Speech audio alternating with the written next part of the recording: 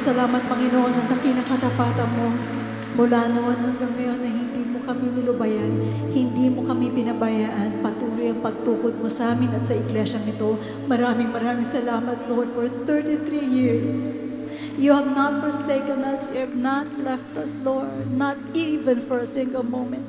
Thank you, because great is thy faithfulness. Great are you, Lord. Great are you. Great are you.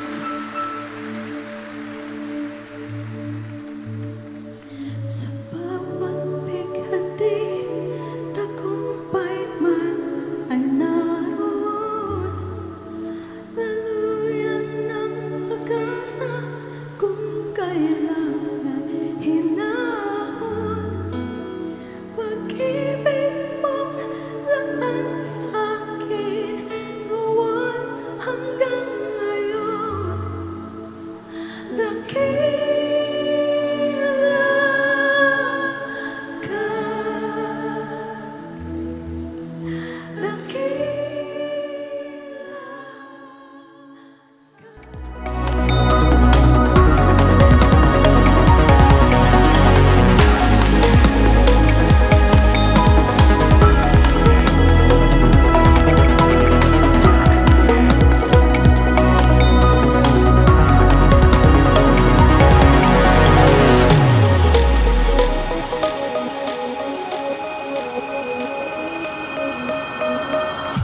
Hindi lang yung need mo. Alam niya kung anong hangarin mo sa buhay. Siya rin ang nagpapatupad niyan sa ating lahat. Kaya nga po, paanong hindi tayo magpupuri? Tuwing araw na ganitong kasama natin ang lahat ng mga hinirang ng Diyos, dapat tayo po ay magpuri at magsaya. Amen. Praise God.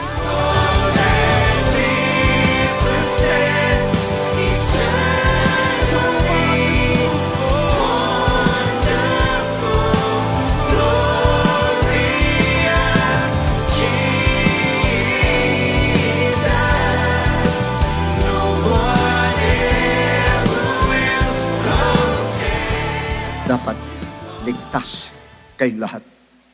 Pangalawa, dapat nananalangin kayong sabay-sabay lahat. Pangatlo, dapat nakikinig kayo ng Word of God sabay-sabay lahat. Pang-apat, dapat nag-worship kayong lahat sabay-sabay sa isang church. Panlima, dapat nagsiserve kayo sa isang church. Lahat kayo. Yan limang yan ang preparation para masabi mo that your family is already prepared. Yung po ang trabaho ng Son para tubusin ang sanlibutan. Jesus Christ tubusin ang sanlibutan. Sa Old Testament, Jehovah para creation naman, para i-create ang lahat. Redemption ngayon po. Holy Spirit, regeneration naman. Pero isang Spirit, isang God, si Jehovah rin po, wala nang iba. Ang Father rin po, wala nang iba. Na Jesus Christ sa New Testament. Sambahin mo ang Diyos no matter what. In other words, in good times and in bad times, we must worship. Even though when we don't feel like worshiping, kahit hindi mo feel, but still, we must worship God. And this is sacrifice. Your victory has set us free. Your victory is our freedom. Our freedom. Your victory is certainty. Your victory is our freedom. Our freedom.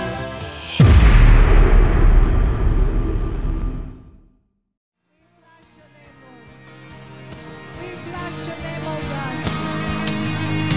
Thank you, Father. Thank you, Jesus. Magandang araw po sa inyong lahat. At sa mga kapatiran po natin nasa Luzon, Visayas, Mindanao. At ganun din sa ating pong international extension churches natin. Ganun din po sa inyong lahat na nakatune in at makikisa pong maghandog sa ating Diyos na buhay para po sa pagsamba, pasasalamat at sa pagdinig sa kanyang dakilang kalooban. Welcome po sa Friends Again ng Jesus Christ. To God be the glory. Salamat po sa ating Diyos. At nandito na naman tayo. Sabi mo sa nasa likod mo, salamat at magkita tayong muli. Purihin po ang ating Panginoon. Alam po ninyo, meron kaming napanood na mga kalagayan ng mga kapwa nating Kristiyano sa ibang bansa, mga communist na bansa. Grabe po ang persecution na dinadanas nila. Kaya kung tayo dito ay malayang magpuri sa ating Panginoon, sobrang magpasalamat ka na sa ating Diyos. Kasi sila doon pinag-uusig, pinahihirapan para i-give up lang ang kanilang pananampalataya. Amen? So, maging yung mga Chinese na mga kaibigan natin na nagagalit tayo sa mga Chinese na to, sa kanila marami din mga Kristiyano na sumasamba kay Kristo. Kaya dapat din natin pag-pray yung mga kapwa Kristiyano natin doon, ng mga Chinese. Hindi lahat ng Chinese ay masasama. Meron din talaga naglilingkod sa ating Diyos na buhay. At sila ay firm sa kanilang faith. Baka mas firm pang faith nila kaysa sa atin kasi matinding pagsubok ang dinaranas nila. Halos sila ay mamatay. Kaya sabi mo sa katabi mong salamat at nandito tayo sa Pilipinas. Purihin po ang ating Diyos. Tayo po ay magsisimula na. Isaiah 43 verses 1 and 2. But now, thus says the Lord, who created you, O Jacob, and He who formed you, O Israel. Fear not, for I have redeemed you. I have called you by your name. You are mine. When you pass through the waters, I will be with you. And through the rivers, they shall not overflow you. When you walk through the fire, you shall not be burned, nor shall the flame scorch you. Amen. Purihin po, Panginoon. Alam ko po na ang buong bansa ay nayanig na naman po nung tayo po ay napadala ng ganitong pagsubok. Pero alam po ninyo, napakabuti po ng ating Panginoon. Kahit po nakikita natin na talagang parang dagat na po ang ibang lugar sa atin, still, nandun ang akap ng Panginoon sa atin. Bakit? Tinawag daw niya tayo para maging Kanya eh. Kaya sabi niya, fear not. Kahit na marami kang tubig na nakikita, hindi ka malulunod. Alam po ninyo, ako naranasan ko, pumaloob ako ng apoy. Bakit? Kasi may nag-aapoy na kalan dyan. Akala ko matutupok yung kisame namin. Binusan ko ng isang malaking pressure cooker. Lalong nagliyab. So, nandun ako sa loob ng apoy. Alam po niyo kung ano sabi ko kay Lord, Lord, sana gawin mo sa akin yung nangyari kay Shadrach, Meshach, Abednego, na yung apoy na to hindi tatalab sa akin. Kaya alam niyo yung ginawa ko, in Jesus' name, layuan niyo ako apoy. Alam niyo mga kapatid, tunay nga po nakapakabuti ng Panginoon. Hindi po ako nanatiling nakatayo, kundi binagsak ako ng Lord para mawala ako sa apoy. Saka ako nakalabas doon sa kusina. Alam niyo, akala ko, 3rd degree burn ako. Sabi ko, dali, tawagin niyo si pastor pa siya noon. Kasi inisip ko, grabe, nasa loob ako ng apoy, baka ano na nangyari sa mukha ko. Pero pasalamat sa Diyos. Dahil bakit? Pagising ko kinaamagahan, tuldok lang ang nakita ko sa akin. Yung buhok ko, hindi nasunog. Samantalang yung goma na nasa likod ko, sunog. Yung damit na nasa taas, kasi sa taas noon, sampahin, sunog. Sabi ko talagang purihin ka, Panginoon, very faithful ka sa inyong mga anak. Basta't wag lang mawala ang ating pananalig sa Kanya. Amen? Pero alam niyo, hindi po ako matapang sa tubig. Ako man na natatakot dahil hindi ako marunong lumangoy. Kaya yung natin mga ulo, tayo po yung manalangin. Dakilang Ama, maraming salamat po sapagkat nakita mo naman nagdaan ng bagyo, maraming nasalanta, pero nandito pa rin ang iyong mga anak. Sapagkat bakit? Hindi po nasusubukan ng aming pananampalataya sa ganda ng buhay. Kundi nasusubukan ito sa mga problemang dumarating. Tinitignan mo kami kung paano namin i-carry ang mga problema na yan. Salamat po at napagtagumpayan namin at alam po namin, Lord, na kahit nasa bagyo kami, kahit na bumabaha sa amin, kahit lampas tao ang tubig sa amin, hindi mo pa rin pinabayaan na may mangyaring masama sa iyong mga anak. Talaga napakabuti mo at tapat ka sa sinabi mong kami, Panginoon, ay sa inyo. Kaya, Lord, iunat mo ang iyong mapagpalang kamay sa bawat isang mga anak mong nandirito. Igawad mo ang basbas mo. Pagpalain mo po mga kaisipan. Kalimutan, Panginoon, anumang mga problemang dinaraanan nila. Tulungan mo po, O Diyos, na maging maliwanag ang isip upang maintindihan ang mga bagay na sasabihin mo po sa amin ngayon. Pagpalain mo po, Lord God, ang gawain ito, higit sa lahat ang aming beloved bishop na gagamitin mo upang magbigay ng kanyang pahayag tungkol sa inyo. Ganon din po mangunguna sa amin ang mga tutugtog, ang mga aawit, Lord. Samahan mo ng Espiritu Santo. Ibaba mo ang Holy Spirit mo sa amin lahat, Lord. Nagtitiwala po kami na ang gathering na to ay magdudulot sa amin ng kagalakan, ng kalakasan. Sa iyo po lahat ng kapurihan. In Jesus' name we pray. And everybody say, Amen!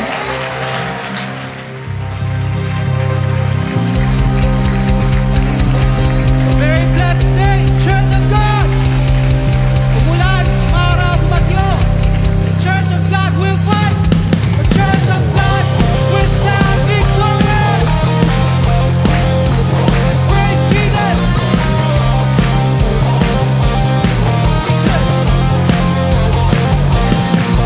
No height, no depth, no rain in vain. Take me away from you. You are my strength and shield. Put all my trust in you. In Jesus' name, salvation in His name. No weapon formed against me will prevail. So I will praise the Lord with all my heart and soul. For by the grace I'm saved. I am victorious. We are more than conquerors. Lift our heads to praise.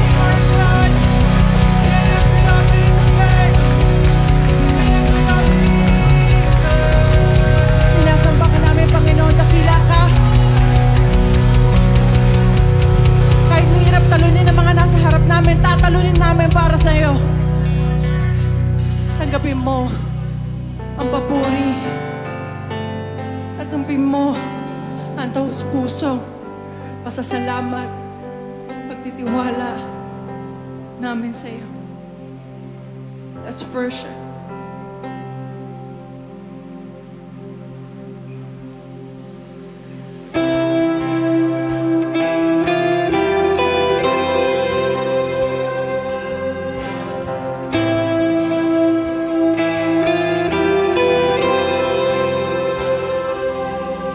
I failed so many times. I've been trying everything on my own. I've wasted so many hours. I've been hurt and was left behind till you came and saved me. So now I sing to you. Hold me closer to you. I need and I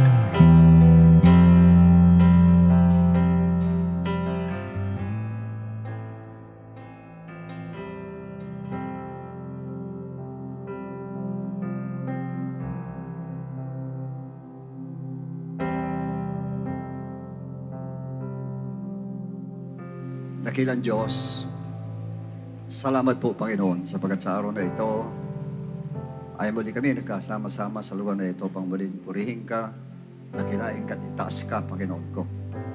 Salamat sa pagkakataon binigay mo sa amin, Lord, na muli magpuri sa iyo, Lord, at bukod sa lahat, muli mag-aral ng iyong salita. Tulutan mo po sa araw na ito, makapangusap ka sa amin, sa magitan ng power ng Holy Spirit mo, Lord, sa magitan po na iyong salita, Ama. Padaluhin mo sa amin po sa isipan, O Lord, na maunawaan namin ang lahat ng sasabihin mo. Hindi lang maunawaan, kundi ito po ay magbigay ng kalakasan po sa amin lahat na nandito.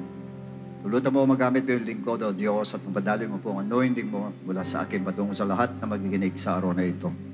Maraming salamat, Lord, at samahan mo kami, Panginoon, sa matapos po ang service na ito. Salamat, Diyos, in Jesus' name. Amen and Amen.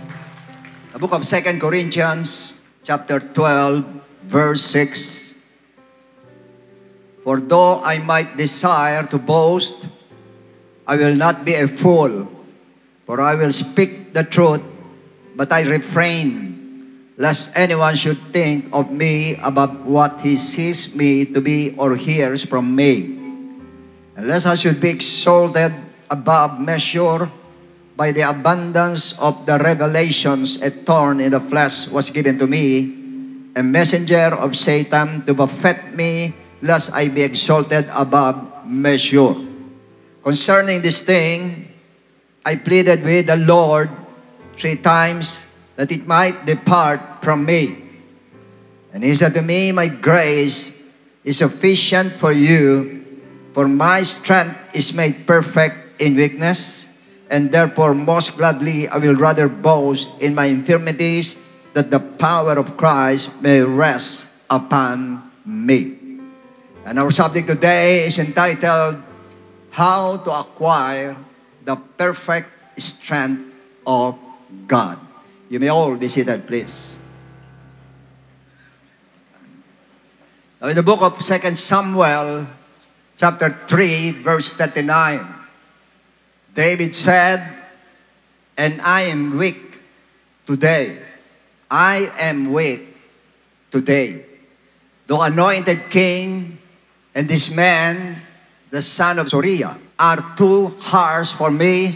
The Lord shall repay the evildoer according to his wickedness. Now, David, the servant of God, the king of Israel, admittedly said, I am weak today. He might be weak or physically weak after fasting for 1 day. Kasi nag-fast siya noong oras na yun. Or maybe emotionally weak after the death of Abner, who was killed by Joab, his right hand, not to mention the death of Saul and Jonathan, his best friend. Now, maaari ding spiritually weak because he could not understand why those things happen simultaneously. And speaking of the word weak, we cannot deny the fact that lots of Christians nowadays are weak. Some are physically weak, others are spiritually, but majority are emotionally weak. As a matter of fact, lots of Christians are affected by the typhoon that hit our country last Wednesday. And especially those who are in the low-lying areas, doon sa nasa mababang lugar po. Marami ang binaha, pinasok ang bahay na maraming tubig na sumira sa kanilang iniingatang kasangkapan. Gamit sa kusina, kama, unan, kumot, bedsheet, mga damit, sapatos, TV, stereo, computer, electric fan, car, pati kotse, at marami pang gamit na iningatan ng mahabang panahon. At ngayon makita mong inaanod lang na napakaraming tubig baha. Well, aminin natin talagang nakapanghihina at either ng physical or ng ating spiritual, but mainly ng ating emotion. Yes, pilit tayong lumalaban sa magitan ng faith, pero hindi pa rin makakaila ang panglulumo, ang pagtataka, panghihinayang sa mga nangyari. Kaya nagkakaroon tayo ng mixed emotions na nagdudulot po ng panghihina rin ng ating pananaw at gayon din ang ating faith and even our physical body. Pero kung mapupunan ninyo, si King David po ay hindi niya itinago yung sa kanya mga kasama maging sa Diyos na sinabi niya ang kanyang panghihina. Kaya sinabi niya ng hayagan, I am weak today. Ako'y mahina ngayon. At para sa akin po, may mga pagkakataon na tamang aminin mo sa Diyos na ikaw ay nangihina din. Lord, I am weak today. At sabihin mo ang reason sa Kanya. In fact, there was a time, even Saint Paul, who always strengthened the church through the Word of God, confessed to God that he was weak. In the book of 2 Corinthians 12:10, Paul says, therefore I take pleasure in infirmities, in reproaches, in needs, in persecution, distresses for Christ's sake. For when I am weak, I am weak. When I am weak, then I am strong. For when I am weak. Now St. Paul himself said, when I am weak. Meaning, there were times that he was weak. Maybe, or either physically, weak emotionally, or even spiritually. Dumarating talaga po sa buhay ng mga Kristiyano na minsan nangihina po tayo sa alinman aspeto ng ating pong buhay. But the question is this, why did he feel weak? Bakit siya nanghina? The 2 Corinthians 12:7 says, unless I should be exalted above measure by the abundance of the revelations, a thorn in the flesh was given to me, a messenger of Satan to buffet me, lest I be exalted above measure. Because of the abundance of revelations, he was given a thorn in the flesh. Alam niyo, pag sinabi po na abundance of revelation po, yun po naging dahilan kung ba't siya binigyan o pinayagan ng Lord na magkaroon siya ng thorn in the flesh. At sabi sa kanya, Satan buffet me. Ibig sabihin noon ay blow by blow, binabanatan siya ni Satan po. Dahil doon sa abundance of revelation po. At talaga naman abundance po, sapagkat ang revelation sa kanya, dinala siya sa third heaven po. Doon sa kinilalagyan ng mga Kristiyanong namamatay, mga anak ng Diyos na namamatay, wala pa pong nakapunta roon na nakabalik dito po. Maliban siya nang siya nakabalik dito. Si Moses, namatay siya, pero nung bumalik siya, nasa bundok lang, sa Transfiguration sa Matthew 17, pero hindi siya bumaba, ang kinausap lang si Jesus Christ, tapos nawala na siya. Pero si St. Paul, pagkagaling doon, bumalik dito, nag-ministry pa rito, kaya ganun kalakas ang loob niya na mamatay dahil alam na niya kung ano ang pupuntahan niya at alam niya napakaganda na kanyang pupuntahan. Kanya, yun po ang dahilan kaya pinayagan siya magkaroon ng thorn in the flesh para hindi siya magmalaki. Ngayon, ang sabi ng iba po, siya po may thorn in the flesh na posible po na sinabing sa mata ang problema po niya. Dahil binanggit yung salitang flesh. Pero gayon pa man, sa Galatians po, may sinabi po ang Bible, Galatians 4:13-15. You know that because of physical infirmity, sabi niya mismo, physical infirmity. So hindi niya sinasabi mga kapatid na persecution, pero physical infirmity, I preach the gospel to you at the first. And my trial was in my flesh. Ang trial niya ay doon daw sa flesh. Hindi si Satanas na although may ginawa sa kanya, si Satanas ang gumawa sa kanya, pero sa flesh pa rin ang tama sa kanya. You did not despise or reject, but you received me as an angel of God, even as Christ Jesus. What then was the blessing you enjoyed? For I bear you witness that if possible, you would have plucked out your own eyes and given them to me. Kung maaari lang dukutin niyo ang mata ninyo at ibigay niyo sa akin. Kaya lumilitaw talaga sa mata ang naging problema niya kasi ang first encounter niya kay Jesus Christ sa Damascus ay nabulag po siya. Although pinag-pray siya ng Ananias sa Acts, pero gayon pa man nung pinag-pray siya, nakakita siya, pero maaring hindi lubusan siyang nakakita po. Na o may problem, o may sumasakit, o medyo malabo, hindi ko alam. Pero dito sa next verse, ang sabi niya, see with what large letters I have written to you with my own hand. Malalaking sulat kamay ang letra ang sinulat ko sa inyo. Maaaring dahil may problem siya sa mata. But others, it means the devil's severe persecution naman ang sinasabi na tungkol sa thorn in the flesh ni Paul. Pero hindi po direktang sinabi kung ano talaga yung thorn in the flesh niya. But one thing is for sure, yung po naging dahilan ng kanyang panghihina do sa thorn in the flesh. Why? Bakit pinintulot ang Lord? Lest I should be exalted. Baka daw magyabang siya o itaas siya ng mga tao. Pinahintulot ng Lord na meron siyang problema po, meron siyang ganun thorn in the flesh. And I believe, sa atin po, nangyayari din sometimes sa mga believers po. Because of the abundance of blessings, and second, because of the abundance of wisdom and knowledge, God might as well allow us different kinds of thorns in the flesh. Pwede rin po, para hindi rin po tayo magmalaki. That basically, demonic persecution po. Either in finances, in physical, or emotional aspect na nakapagpapahina po sa atin. That's why in Paul's case, in 2 Corinthians 12:8, concerning this thing, I pleaded with the Lord 3 times that it might depart from me. Imagine St. Paul ito, na mawala itong thorn in the flesh na ito, mawala itong problema na ito sa akin, pinag-pray niya. 3 times siyang pinag-pray. And I know, hindi lang po isang araw. Baka araw-araw 3 times siyang pinag-pray. Dahil hindi niya halos talaga matagalan. Kanya gusto niya mawala sa kanya. Masyado siya nababother po nung thorn in the flesh na yun na nasa kanya. Na siya nagiging dahilan ng kanyang panghihina po. Even Jesus Christ prayed 3 times for the suffering of the cross to be removed from Him. 3 beses din niyang pinalangin mawala sa kanya yung cup of suffering. Matthew 26:39. And he went a little farther and fell on his face and prayed, saying, Oh, my Father, if it is possible, let this cup pass from me. Kung maaari lang, huwag ko nang danasin yan. Nevertheless, not as I will, but as you will. Next verse, 42. Again, a second time, he went away and prayed, saying, Oh, my Father, if this cup cannot pass away from me, unless I drink it, your will be done.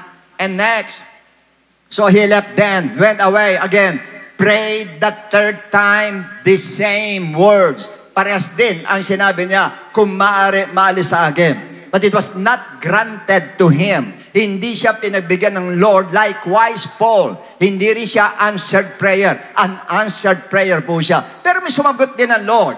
Ano sagot ng Lord sa kanya sa verse 9? And he said to me, My grace is sufficient for you. My grace is sufficient for you. It means, pag sinabing grace, my presence, my love, my favor, and my blessings, Paul, are sufficient for you to withstand the physical suffering. Kaya mong tagalan yan dahil sa grace na binigay ko sa iyo, nang ibig sabihin, yung power ko at aking love at ang aking presence sapat-sapat na. And likewise to us, Christians, to all of you watching by the television, if despite of your fervent prayer, pray ka ng pray, you're still being attacked by the devil over and over, financially, physically, emotionally, or you become victim of this difficulty of calamity, of God's presence, God's love, God's favor, and God's blessing are sufficient for you to withstand all those trials and problems. Sapat po yan para makatagal kayo. Kanya nga kayo nandito eh. So, hindi niya inaalis. Ibig sabihin na pinag-pray, hindi niya tinanggal, pero patitibayin ka ng ating Lord. Pero makakatagal ka. Pero makakatiis ka. Hindi tatanggalin, pero nandirito ka pa rin at matitiis mo pa rin. Kanya nga ibig sabihin, kahit na nanghihina ka, sa madaling sabi, hindi niya inaalis at hindi siya tumutugon, pero kaya mong matagalan. Kaya mong matagalan. Lahat tayo nandirito po, kaya natin tagalan po. Kahit anong pahintulot ang Lord, kaya natin matagalan po. Tandaan niyo po yan. At kayo nanonood sa television, ano man ang dinadanas mo ngayon, gaano mang kabigat yan, kaya mong matagalan yan. Kayang-kaya mo. Hindi man alisin ng Lord, kaya mo pa rin tayuan. Hindi ka maaalog. Nandong ka pa rin, nakatayo ka pa rin, nananampalataya ka pa rin. Kaya mo pa rin. Why? Yun ang tanong, why? Verse 9, and he said to me, My grace is sufficient for you. For my strength is made perfect in weakness. My strength is made perfect in weakness. Therefore, most gladly, I will rather boast in my infirmities, that the power of Christ may rest upon me. Meaning, the weaker the believer, the more Christ can demonstrate His strength. Kaya kung mahina ka ngayon, andito ka pa rin, nagpe-pray ka pa rin, umaawit ka pa rin, sumasayaw ka pa rin, nagmiminisi ka pa rin, hindi mo nalakas yan. That is the perfect strength of Christ at the cross. Ano ibig sabihin nun? Bakit kung dinugtungan ng at the cross? Iba po yung strength niya ro sa cross. Imagine yung ginawa sa kanya magmula nung hulihin siya, kinaladkad siya, tapos hinampas sa likod, pinagpapalo siya, dinuran sa mukha, pinagsasampal siya, tatagalan niya. Why? Yung strength ng Diyos nasa kanya, yung perfect strength ng Lord nasa kanya. Ang tanong, bakit lumutang yung perfect strength at naging perfect ang strength ng Diyos sa kanya? Of course, Diyos siya, nasa kanya ang Diyos. Aside from that, yung salita niyan, thy will be done. Once na ikaw nag-yield ka doon sa will ng Lord, lulutang, magiging perfect ang strength ng Lord sa'yo kasi hindi ka kumontra. Tinanggap mo kung ano yung pinahintulot ng Lord, kaya ang kapalit noon, paglutang naman, nagiging perfecto ngayon, nagiging perfect ngayon, ang strength ng Lord sa'yo. Perfect na matagalan mo, strength na matagalan mo, strength na matiis mo, o ano man ang dinadanas mo ngayon. Yun po yung strength na hiniya na, ininsulto na, sinaktan na, physically, emotionally, mentally, pinasan pa yung cross habang nakalantad yung sugat niya, nakalabas yung laman sa sugat niya, pero sige pa rin, lakad pa rin. Why? The perfect strength of God that was in Him, or that is in Him, nasa Kanya po. Hindi po yung katulad na strength ng tao na masyadong imperfect. Ang lakas natin masyadong imperfect po. Kanya kailangan maging perfect ang ating strength kung lulutang ang perfect ng strength ng ating Lord. Now, ano motivation ng ating Lord? My grace. Yung pirme nasa isip niya, my grace, my love for you, my power, my presence. Yun ang nasa may niya. Gusto ko maligtas ng mga taong ito. Yung grace na binigay ko sa inyo, yung grace na binigay ko sa inyo, yung grace na binigay ko sa inyo, yung biyaya na binigay niya. Yun ang nagmo-motivate sa kanya, which is sufficient for us to withstand any kind of trials and problems in life. Ganun din sa kanya. Kaya siya nakatagal dahil sa grace na naisip niya na binigay ng Diyos sa mga tao para maligtas po tayo. That's why Paul says in verse 9, therefore, most gladly I will rather boast in my infirmities, that the power of Christ may rest upon me. Ibig sabihin ni Paul, ngayon naintindihan ko na yung aking thorn in the flesh, na dahilan ng aking panghihina, may divine purpose ang Lord. Kasi madalas iniisip natin, pag nangihina tayo, wala tayong kwentang Kristiyano, mahinang klase tayo. Abay, hindi po ganun yun. Pag nangihina ka pala, abay, may layunin pala ang Diyos sa'yo. At ano ang layunin ng Lord? Una, para maging perfect ang strength ng Lord sa atin na ginamit niya sa cross of Calvary. Para lumutang yon sa atin. In other words, hindi lulutang yung git malakas ka. Why? Ayaw ng Lord na may kasosyo. Lakas mo, tsaka lakas siya, magtutuloy, ayaw ng Lord. Ako naniniwala, wala siyang co-creator eh. Hindi niya kailangan katulong. Siya mag-isa lang, nagagawa niya. Sa strength, hindi rin niya kailangan. Kristiyano, listen to me. Hindi niya kailangan yung lakas mo. Kaya kung ikaw nag-struggle ka pa rin, yung lakas mo pilit at pinipilit mo talaga para ka nag-strive ka, para makasurvive ka, huwag mo nang gawin. Dahil pababayaan ka niya. Sige, mahilig kasi sige, bahala ka sa buhay mo. Pabayaan mo lang. Yung sinabi na gano'n, casting all your cares upon Him because He cares for you. At bigay mo sa Kanya, Lord, bahala ka na. Ano mangyari, Lord? Bahala ka na. Doon pa lang magiging perfect ang strength ng Lord sa atin. Doon pa lang mararamdaman mo na yung lakas mo mapapalitan, yung hina mo mapapalitan ng lakas ng Lord, perfect lakas ng Lord. Kaya makakatagal ka at lalakas ka. Lalakas ka. Pinapakita ng Lord sa atin po, hindi basta perfect. strength, kundi yung perfect strength na ginamit niya sa cross of Calvary. Imagine ko yung strength na yun na nasa atin. Paano ka susuko? Kung yung ganong klase ng lakas ang binigay ng Lord sa atin at lumulutang sa atin at nagiging perfect sa atin, yung ganong klase ng lakas, manghihina ka ba ng ganon? Manghihina ka man, malakas ka pa rin. Manghihina ka man, di ka babagsak, sigurado yun. Manghihina ka man, di ka susuko siya. Manghihina ka man, nandiyan ka pa rin. Manghihina ka man, ando doon, nagpe-praise ka pa rin sa Lord. Nagmiminis ka pa rin kahit nanghihina ka. Why? Yung perfect strength ng Lord ang gumagana na. Ulitin ko ulit, ayaw niya ng kasosyo. Kasi sinabi sa Philippians 2:13, sinabi ngayon, for it is God, not you. It is God who works in you. God who works in you, but to will and to His good pleasure. Ang Diyos ang siya nagtatrabaho para sa atin. Ang Diyos ang gumagana sa atin. Ang power ng Lord ang gumagana sa atin. Ang strength ng Lord ang gumagana sa atin. Pabayaan mo ang Lord. Pabayaan mo yung strength niya. Hindi strength natin. Hindi kaya na strength natin nagaganap sa ngayon. Lalo sa ngayon, wala pong magagawa strength natin. Pero pag strength ng Lord, perfect ang kanya strength po.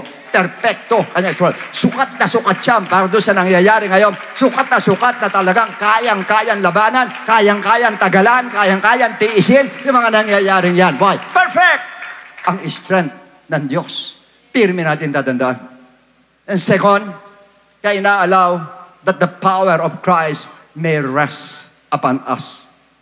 Ang idea po nito ay para yung glory ng Lord sa Old Testament na nakafix doon sa holy place, sa loob ng tabernacle, ay maging fixed din sa atin na din palagi. Pag sinabi kasing glory of God, presence of God will rest upon me. Yun ibig sabihin ni Paul. Para yung presence ng Lord pirming nasa akin. Katulad sa tabernacle na doon pirming ang presence ng Lord. Gusto ko nasa akin din. Ako na ang modern tabernacle. Ako na ang modern temple of God. Kaya yung glory ng Lord nando sa akin. Ang presence ng Lord nando sa akin. Nasapat na para tumagal ka sa anumang klase ng pagsubok.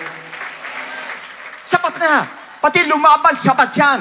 Para labanan may mahamon ng buhay, sapat na. Kahit mahina ka, dahil sa perfect strength ng Lord, sa presence ng Lord nasa sa atin, yung perfect strength niya sa cross of Calvary, sapat na para mapagtagumpayan natin ang lahat ng ating mga problema po sa buhay.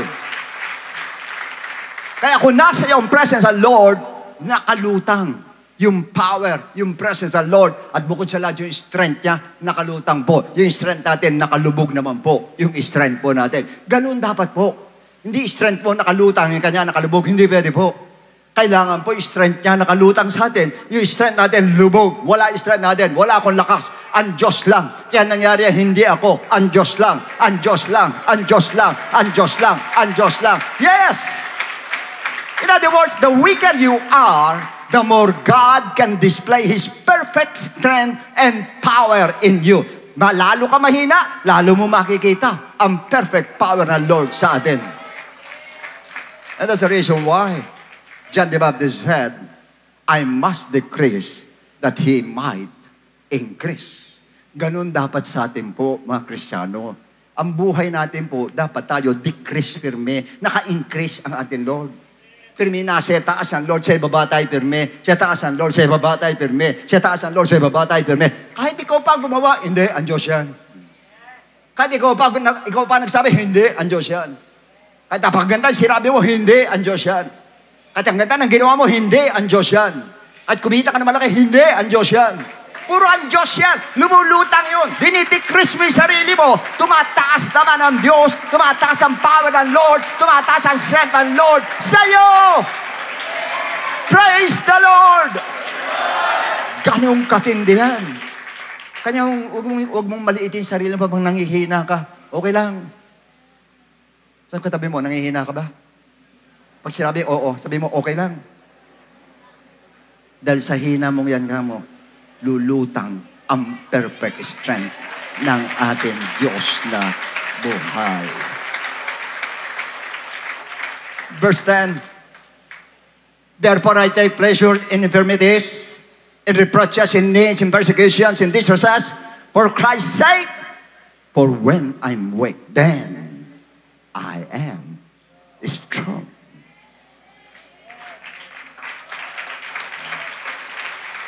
Diba na sinabi niya, therefore, I take pleasure, nalulugod.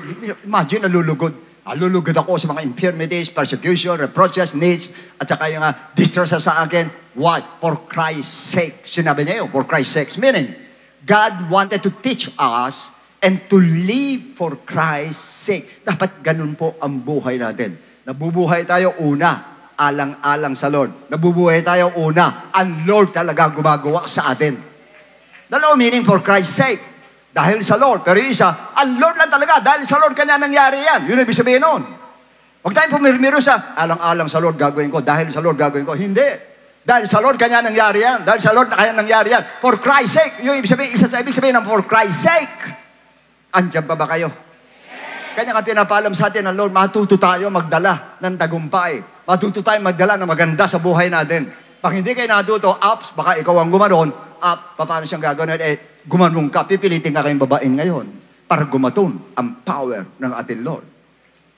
I know I can endure. Yan dapat. I know I can endure. I know I can make it. When I am weak, then I am strong. Why? Because I know that my weakness makes God's strength perfect in me. In the presence of God that stays in me. Kaya yung perfect na lakas ng Lord po ay lumalakas sa atin. Kaya pag mahina ka, hindi mo alam, malakas ka pag gano'n. Kaya kahit nangihina ka, panlabas nangihina ka, pero sa loob mo, hindi mo alam, ang lakas. Perfect ang lakas mo nung nandun sa loob. Kasi strength of Christ ang lakas sa'yo. Perfect po. Kasi alam ko, lahat tayo nakakadama niya. Ako nakakadama may isang panghihina. Kaya nagugulat ako, bigla ako lumalakas eh. Kasi may nagpapalakas doon sa loob ko. Yung strength ng Lord, yung perfect, yung strength ng Lord nagiging perfect. Pag mahina ako, nagiging perfect. Kasi totally sumasandal ka na lang talaga sa Kanya. Totally lahat ng salita mo, puro sandal na lang sa Kanya. Naunuhan po natin. In fact, the Bible says in 2 Corinthians 4, 8-9, sabi ni Paul, we are hard-pressed on every side. Chapter 4 yan, chapter 12, pinag-aaralan natin. Bago yung 12, 4 muna. Ito sabi niya, we are hard-pressed on every side, yet not crushed. We are perplexed, but not in despair. Persecuted, but not forsaken. Struck down, but not destroyed. Why? Sinagot din niya, verse 16. Therefore, we do not lose heart. We do not lose heart. Hindi kami nanghihina ng loob. Even though our outward man is perishing. Kahit yung nakikita mo sa panlabas, na para kaming mga lantang gulay na kami talaga. Yet, the inward man is being renewed day by day. Day by day. Bago ng bago. Bago ng bago. Bago ng bago. Yung loob yung labas parang luma. Pero yung loob, bago ng bago. Bago ng bago. Bago ng bago. Bago ng bago. Lakas mo. Every day. Because the perfect strength of God is renewed every day. Araw-araw, bago yan. Yung lakas ng ating Lord. Naunawaan po natin.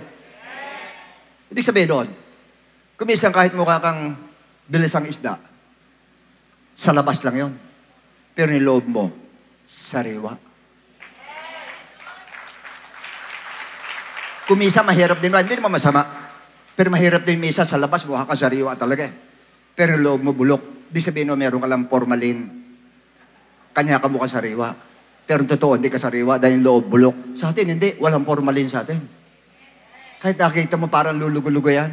Parang kung pumorma, gaganong-ganon lang, pero hindi mo alam. Yung loob niya nakaganon. Yung loob niya ng lakas. Yung loob niya sumisigaw. Yung loob niya nandun ng power. At yung perfect power ng Lord nando doon. Walang formalin! Ang nando doon ang Holy Ghost. Ang Holy Ghost ang formalin natin na nagsisibil formalin para maging sariwa. Yung loob natin, sariwa. Yung labas natin, sariwa. Yung faith natin, sariwa. Ang lakas natin, sariwa. Day by day by day by day by day. Hallelujah! Glory to God! Glory to God! Glory to God! Woo! Come on, let's clap our hands to God! Praise the Lord! Praise the Lord! Sige, lahat na nangihina, pumalakpak ka ngayon, magugulat ka, lalakas ka. Praise the Lord! Pumalakpak ka kayo, mararamdaman mo the strength of God, the perfect strength of God, the perfect strength of God, the perfect strength of God is in you and being renewed day by day, day by day, day by day. Bago ng bago ang strength mo. Woo! Praise the Lord. Then, if that is the case, isa lang kailangan mo. Acknowledge mo lang sa Lord, Lord, sorry but today, I am weak. Like David did. Katulad sinabi ni David. You can tell our God, Lord, I am weak today. But, I know that through this weakness, your strength will be made perfect in me. And your presence will remain in me. Praise the Lord. Kaya kayong lahat na nangihina, pati kayo nanonood sa television, huwag kayong magpadaya sa nararamdaman nyo. Mahina ka lang sa labas, pero yung loob mo, saksakan ng lakas ang nasa loob mo. Saksakan ng lakas ang strength mo. Perfect ang strength na nandun sa loob mo. Because that is the perfect strength of God. Kaya sinabi siya, Isaiah 40:29, He gives power to the weak. He gives power to the weak. He gives power to the weak. And to those who have no might, He increases strength. He increases strength. And He gives power to the weak. So lahat na mahihina sa inyo, pinasasabi ng Lord, now, and today. Sinabi mo, I am weak today. Ang sinasabi na sa inyo ng Lord, today, you have my perfect strength.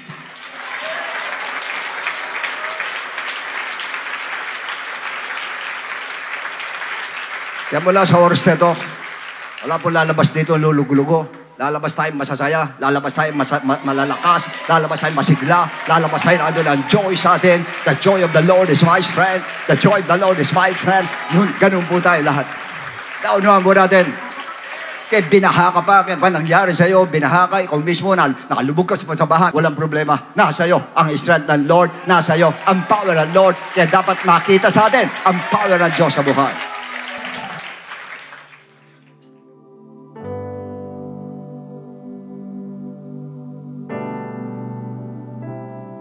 Praise God! Salamat po sa ating Panginoon. Muli na naman tayong pinalakas sa ating Diyos, pinatibay. Talagang every Sunday, hindi po tayo binibigo ng ating Panginoon. Pinalalakas niya po yung ating po mga pananampalataya. Especially na marami po sa atin na pinanghihinaan po na loob ngayon na nandaang bagyo, nakaraan, sa mga pagsubok na naranasan po ng iba po sa atin. Pero katulad po ng itinuro po sa atin ngayong araw, ang strength ng ating Panginoon is made perfect in weakness. Kaya sa oras na tayo po'y mahina, mas na-demonstrate po ng Panginoon yung kanya pong lakas po. Kaya tayo po'y nakakapag-pray pa rin, nakakapagpuri pa rin, nananatili pa rin, nananampalataya, nakakapag-worship pa rin sa Panginoon, nakakadalo pa rin. And truly, brothers and sisters, God's grace is sufficient for us. Para matagalan po natin yung anuman yung uri ng trials na dumarating po sa atin, yung mga problema sa buhay. And remember, mga kapatid, His grace is our motivation para ma-withstand po anuman ang mga hardships or sufferings po na dumarating sa atin. At dahil po dito, brothers and sisters, kaya po nating i-declare that when I am weak, then I am strong. Amen po. Of course, through God's strength pa rin po yan na makakalaban tayo, mahaharap po yung hamon ng buhay because of God's presence na nanahan po sa atin. Kaya lalo po lulutang po yung power at strength po ng ating Panginoon. Amen. So meanwhile, sa amin po mga first-time viewers at visitors po na nandirito or first-time guests po, so please listen carefully. Naniniwala po ako na maaaring ang iba po sa inyo ay pinanghihinaan po ng loob. Dahil sa inyo po mga pagsubok, hindi po namin alam kung ano po pinagdaanan po ninyo. Pero naniniwala po ako na may layunin po ang Diyos yan. At sa punto pong ito, na kayo po yung gusto ng sumuko, dumarating sa point na nawawala na ng gana, pinanghihinaan po kayo ng loob. Pero pinapaalam po ng Diyos po sa inyo, sa ating Panginoon, that He is our source of strength. At handa ka niya pong tulungan sa inyo pong mga pinagdaraanan. If in case nandun ka sa mabigat o lugmok na lugmok ka sa buhay. Isa lang po ang gagawin mo sa mga bisita po namin na nandito is to confess to God that you are weak. Na kailangan mo siya sa buhay mo. So napaka-importante po to. So by this time, we encourage you sa mga bisita po namin to accept Jesus Christ as your personal Savior and believe in His gospel for you to be saved. So please listen to me sa mga first-time guests at viewers po natin. Pag sinabi nating salvation, ang sabi po sa Ephesians chapter 2 verse 8, for by grace you have been saved through faith. Malino po na sinabi ng talata that we are saved by grace through faith. Kaya po ang tanong, saan po tayo mananampalataya at maniniwala? That is a question. Now it is found in 1 Corinthians chapter 15 verse 1 to 4. Unang-una, we need to believe in the death of Christ, the burial of Jesus Christ, and the resurrection of Jesus Christ. Kailangan paniwalaan po natin yan, sampalatayanan po natin yung death, burial, and resurrection of Jesus Christ. Yan po yung tinatawag na gospel of Jesus Christ or yung gospel of salvation na kailangan po natin paniwalaan. Kaya lang po ang tanong, is believing enough? Pag tayo po ba'y naniwala sa gospel ng ating Panginoon, wala na tayong gagawin, tutuldok o hihinto na po tayo doon. Alam niyo po, ang sabi po sa 1 Peter chapter 4 verse 17, sa bandang baba po ng talata, what will be the end of those who do not obey the gospel of God? So ibig sabihin, ano daw mangyari, ano daw ang dulo doon sa hindi sumunod sa gospel ng ating Panginoon. So sa madaling sabi, the gospel of Christ must be obeyed. Pag tayo nanampalataya, tayo naniwala, kailangan lakipan po natin ang pagsunod. Hindi po tayo manatapos sa believing, but rather we need to obey the gospel of Jesus Christ. Kaya po ang tanong, how will you obey? It is found in the book of Acts, chapter 2, verse 38. First, tayo po'y magre-repent. Hihingi po tayo ng tawad sa ating Panginoon. We're going to confess our sins. We're going to ask for forgiveness. At naniniwala po ko, kahit pakiramdam mo, ang dumi-dumi mo, ang dami mong kasalanan, ang dami mong kapalpakan, or worse is, ikaw na yung pinakamasamang tao sa balat ng lupa, yan yung pakiramdam mo. But you know what? Once nandun po yung genuine repentance sa ating po mga puso, dahil yan po yung tinitignan ng ating Panginoon. Yung taos puso na pagsisisi, believe me, the Lord is willing and able to forgive your sins. At yan po papasok yung pong death to sin. So yan po yung unang step, we need to repent.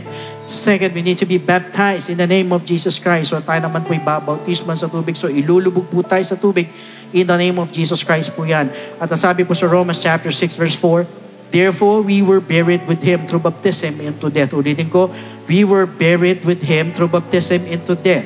That just as Christ was raised from the dead by the glory of the Father, even so we also should walk in newness of life. So sa mga sabi, we need to be baptized in the name of Jesus Christ. Why? Dahil para bagang inililibing naman po natin ang ating po mga kasalanan, kasabay naman po ng paglilibing kay Kristo. And take note, hindi po ito pag-aalis o paghuhugas ng dumi ng katawan, kundi ito po yung pag-aalis o pag-aalis po ng ating po mga kasalanan. So yun po yung pangalawang step, we need to be baptized in the name of Jesus Christ. Now the third step is we need to receive the gift of the Holy Spirit. Yan naman po, papasok ang ating transformation, yung ating pong regeneration. So sa madaling sabi, tayo mababago na po. Nabanggit po sa Romans 8:11, ganyan po sa Titus chapter 3 verse 5. In fact, once we receive the gift of the Holy Spirit, we're also receiving power. Sa lahat ng mga first-time guests, viewers po namin na nandito, lahat tayo may kainan, aminin nyo man hindi. At ang hirap po magbago pag sa atin lang po mga sarili. Minsan nagbabago tayo ng sandaling panahon, 1, 2 buwan. Sa mga susunod na panahon, bumabalik po tayo sa dati. Bakit? Sarili mo lang. But you know what? Once you receive the gift of the Holy Spirit, yan po yung sinasabing power. Power to overcome all our weaknesses. At yan din po yung magpapaalala po sa atin para makasunod po sa kalooban ng ating Panginoon. So take note, itong tatlong bagay na ito yung kailangan maganap po sa atin. First, we need to repent. Second, we need to be baptized in the name of Jesus Christ. And thirdly, we need to receive the gift of the Holy Spirit. And that is what we call the good news. And that is the gospel of Jesus Christ. So at this moment, sa lahat po ng mga first-time guests po natin, sa mga bisita, ganyan sa mga first-time viewers, pwede po ba na itaas natin ating dalawang kamay bilang tanda ng pagsuko sa ating Panginoon? At yuko natin ang ating pong mga ulo. And please repeat after me with the Spirit na nandun na buong puso na tayo po'y nagsisisi, humihingi ng tawad sa ating Panginoon. Sige po, please repeat after me. Panginoong Jesus, lumalapit po ako sa iyo bilang isang makasalanan. Patawarin mo po ako sa lahat ng aking mga pagkakamali at pagkukulang. Sa oras na ito, tinatanggap po kita bilang sariling tagapagligtas at tinatanggap po kita bilang Diyos ng aking buhay. Naniniwala po ako na ikaw ay namatay, ikaw ay nilibing, at sa ikatlong araw ay nabuhay na magmuli. Tulungan mo po ako makapagsimula ng bagong buhay at idagdag mo po ako sa iyong kaharian. Maraming salamat po sa pangalan ni Jesus. Amen. So yan po yung first step. Para sa pangalawang step po, andyan po yung mga telephone numbers po natin sa screens po ninyo para makapagpa-schedule po tayo ng water baptism or otherwise mag-message lang po tayo sa ating pong FB page para mabigyan po namin kayo ng further instructions. So meanwhile, here's our beloved Pastor Norma for the additional message and benediction. So God bless every one of you and to God be all the glory.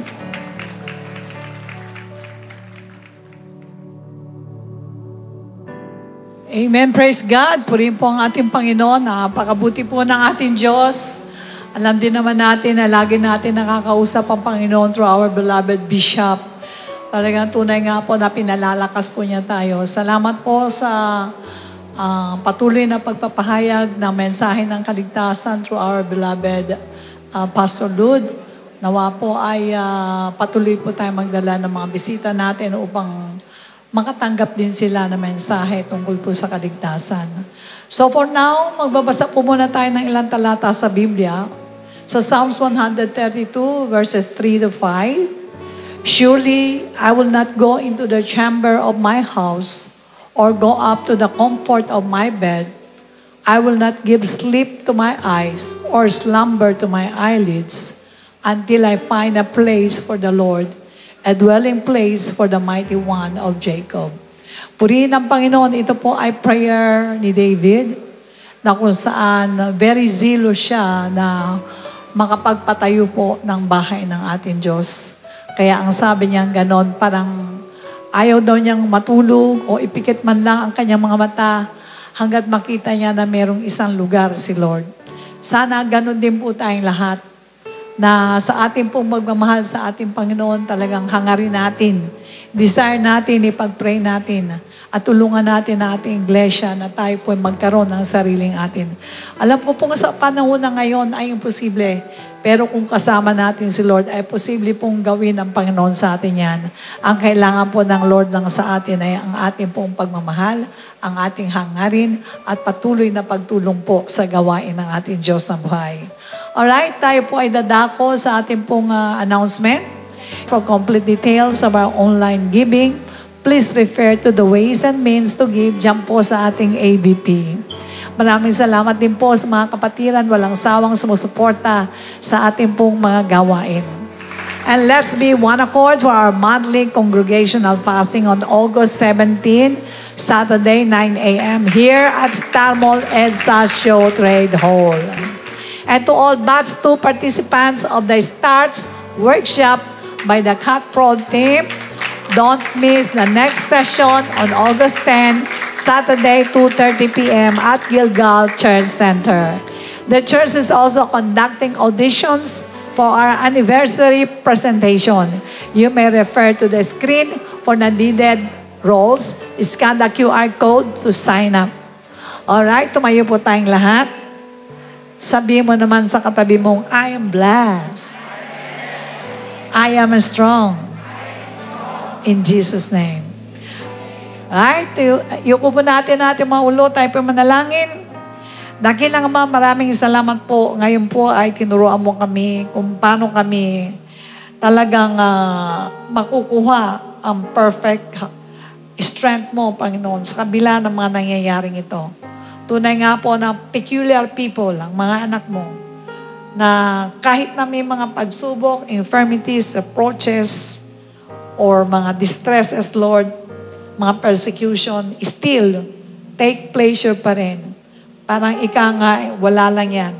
Dahil alam namin, for when we are weak, then we are strong. Because we know na napaka-importante ang presence of God sa amin. Sapagkat ang presence mo, Panginoon, ang siyang magiging magpapa-perfect sa amin sa inyo pong harapan. Kaya, Ama, iunat mo ang iyong mapagpalang kamay sa bawat isang mga anak mong nandirito at ibuhos mo masagana ang pagpapala, ang biyaya mo, ang presence ng Holy Spirit. Huwag mong alisin sa mga anak ko na to na kahit anong mangyari sa bansa namin, anong mangyari sa buhay namin, Lord, hindi pa rin kami aalis sa iyong paanan. Hindi pa rin kami titigil maglingkod sa inyo. Dahil alam namin, Lord, na ang mga pagsubok namin ay gawin lang namin ang pleasure ito, Lord. Ordinaryong bagay. Dahil alam namin, napakalaga ng iyo pong pagmamahal at grace sa amin. Your grace is sufficient for us. Ang aming kaligtasan na pinapaalala mo sa amin ay importante na wag namin kaliligtaan. Kaya ibuhos mo masaganang pagpapala sa iyong mga anak. Patuloy mo igawad ng basbas. Basbasan mo mula ulo hanggang talampakan. Kung mayroon man daladalang kapighatian, alisin mo mga kapighatian na to. Linisin mo ang kaisipan, Lord God. Ang mga pisikal na pangatawan, huwag mo ipabaya sa lahat ng gawa ng devil. Bigyan mo ng kalusugan in spite ng mga pinagdaan ng pagsubok. Ganon din po ang mga pangangailangan pinansyal. Sino man ang nangailangan dito ng pananalapi. Lord, tulungan mo po. Ibigay mo ang pangangailangan niya. Hindi lamang po kasya, kundi sobra-sobra pa para po sa pagkakawang gawa. Maraming salamat. Ingatan mo, Panginoon, lahat po ng tatanggap sa inyo na nawa po ay hindi lang po hanggang baptism, kundi magpatuloy po sila na dumalo sa inyong gawain. Magpatuloy silang tumanggap ng banal na salita. Magpaturo sila, Lord, upang makamtam nila ang lubusang kaligtasan. Pagpalain mo rin ang aming bansa, Panginoon. Patuloy mong bigyan ng karunungan, aming pong pamunuan, upang sa ganong ma-maintain po ang peace and order sa aming bansa. Tulungan mo po na magkaroon ng kaayusan na lahat ng mga dahilan kung bakit kami po ay nagkabaha, Lord, ay mawala pong lahat yan. Kumilos po, Panginoon, na nasa leadership. Ganon din po, Diyos, dalangan din po namin na bawat isa sa amin ay magkaroon ng kahangarin na maipangalat ang mabuting balita na nagdudulot po ng kaligtasan. Sa iyo po lahat ng kaparihan. In Jesus' name we pray. And everybody say, Amen. Amen. God bless you. A blessed day to all brethren. Let us pay attention to these important reminders. For online giving and Bible study offerings, you may refer to the details on the screen.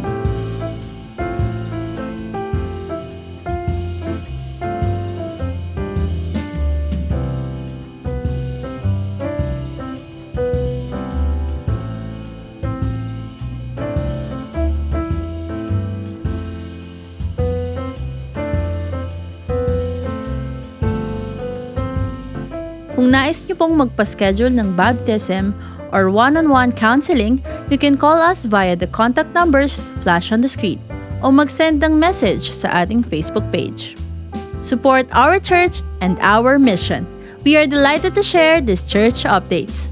Be filled with God's presence and be edified by God's Word at our on-site worship service at Cuneta Astrodome next Sunday at 9 a.m. Spread the news and bring your loved ones and friends. To God be the glorians. Don't miss the exclusive topic of our Servants Force devotion entitled The Godhead, which is also a part of the OGEP 101, happening every Tuesday, 7:30 p.m. via an exclusive YouTube link. Let's be in one accord for our monthly congregational fasting on August 17, Saturday, 9 a.m. at Star Mall, Edsa Shaw Trade Hall. To all participants of the Starts Workshop by the Cat Prod team, see you on the next leg on August 10 and 24, 2:30 p.m. at Gilgal Church Center. To all One FC Book 1 online workshop participants, please be advised that the workshop is moved to August 10, Saturday, 1 p.m. via Zoom. Registration is still ongoing. Sign up via the One FC portal at onefc.jctgbtg.com for 200 pesos. To all new generation, the team's winter fair entitled Tenderloin is set to happen on a new date, See you on August 24, Saturday at 9 a.m. Register now for 350 pesos via the QR code. Calling all businessmen and professionals. Join this month's ABC Reveal, which will center about finance. This is happening on August 31, Saturday, 5 p.m. at Amoranto Arena Lobby. Registration fee is 800 pesos per head. Inviting all Yopper. Be spiritually recharged at the Pray Talk Eat happening on August 31, Saturday, 7 a.m. via Zoom. Don't miss Yopper Winter Fire entitled Hustle, which is set to a new date. It's happening on September 28, Saturday, 6 p.m. at Amoranto Arena Lobby. Sign up now via the QR code for 550 pesos per head. The church is also in need of the following: dressmaker and office assistant with at least 1 year work experience and must be computer literate. Interested applicants may send their resume and portfolio to hrdept@jctgbtg.org. Good news! This is your chance to join the Servants Force, calling all those with God-given gift and skills. We are looking for passionate individuals who will be part of worship team, cat prod, and service operations ministries. Meanwhile, for worship team, we need vocals and band such as electric or acoustic guitarist, bassist, keyboardist, and drummer. For cat prod, we need new addition to the C-Cube, video team, multimedia and graphic services team, audio and tech support. The service operations is also in need of Bethesda, Gideon, and comrades. Those who want to join must have completed one of C Books 1 and 2 as a basic requirement. Scan the QR code or fill out the ministry form found on our website or at the information area every Sunday. The Servants Force Department will get in touch with you after successfully submitting the form. Sign up now. IDO for Music is now available on Spotify, Apple Music, Deezer, Amazon Music, and other digital platforms. Use IDO for Songs on Facebook, Instagram, and TikTok. Our church merchandise are up for grabs. Our very own calling card and sticker are available for purchase. We encourage you to visit our church kiosk located at the entrance to purchase. To order, you can also contact us via our Facebook page or the numbers flashed on the screen.